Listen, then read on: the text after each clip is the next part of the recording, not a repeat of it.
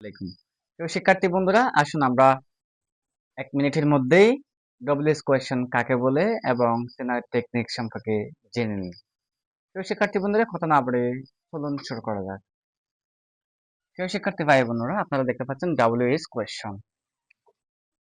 তাহলে ডব্লিউএস কোয়েশ্চেনটা কি আমরা আগে জেনে নিই। সংজ্ঞাটাও সাথে সাথে লিখে ফেলি। যে প্রশ্ন ডব্লিউএস ওয়ার্ড দিয়ে শুরু হয় তাকে ডব্লিউএস কোয়েশ্চেন বলে, তাই না? হ্যাঁ, আসুন আমরা সংজ্ঞাটা লিখে ফেলি। যে কোয়েশ্চন বা প্রশ্ন ডব্লিউএইচ ওয়ার্ড দিয়ে শুরু হয়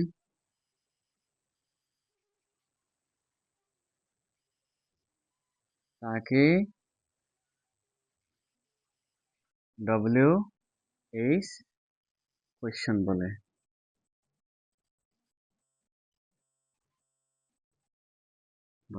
তো শিক্ষার্থী বন্ধুদের কোয়েশ্চনকে আরবিতে সওয়াল বলে, সেটা তো আপনারা জানেন, তাই না?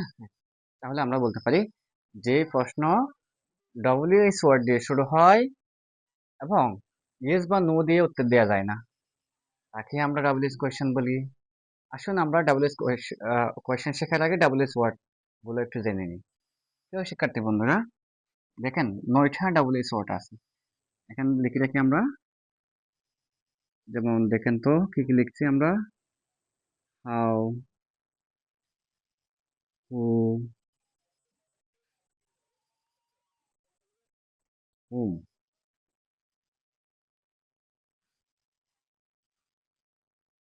হুস,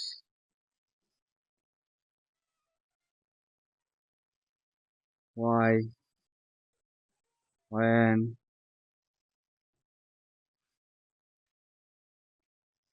হুইচ,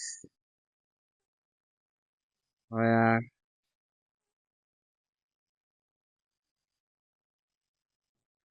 হোয়াই। এই যে দেখেন আপনারা ৯টা শব্দ দেখতে পাচ্ছেন। এগুলা সবগুলোতে এইচ অথবা W S, W S, W S, W S, W S, W S, কিন্তু এখানে হাওয়ার মধ্যে ডাব্লিউ এটা না, শুরুতে না একই, তাই না? ডাব্লিউ এস যুক্ত শব্দকে বলা হয় ডাব্লিউ এস ওয়ার্ড। অর্থাৎ এই ৯টা শব্দকে আমরা ডাব্লিউ এস ওয়ার্ড বলতে পারি, তাই না? তাহলে যে প্রশ্নটা এখান থেকে যেকোনো একটা ওয়ার্ড দিয়ে শুরু হবে, শেষে প্রশ্নবোধক চিহ্ন থাকবে, সেটাই তো ডাব্লিউ এস কোয়েশ্চেন, তাই না?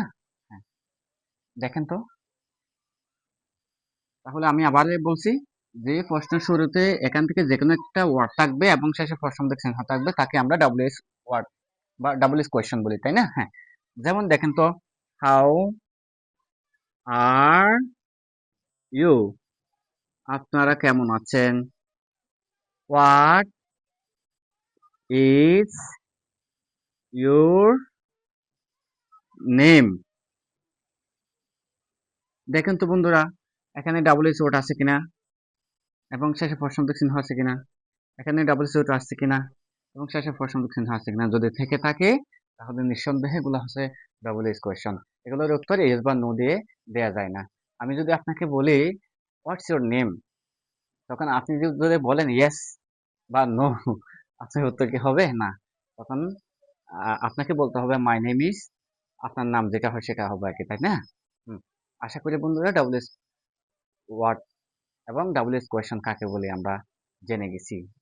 আরো বিস্তারিত জানতে জামাল একাডেমি ফেসবুক পেজটি ফলো করে এবং ইউটিউব চ্যানেলটি সাবস্ক্রাইব করে আমাদের সাথে থাকুন। ধন্যবাদ সবাইকে।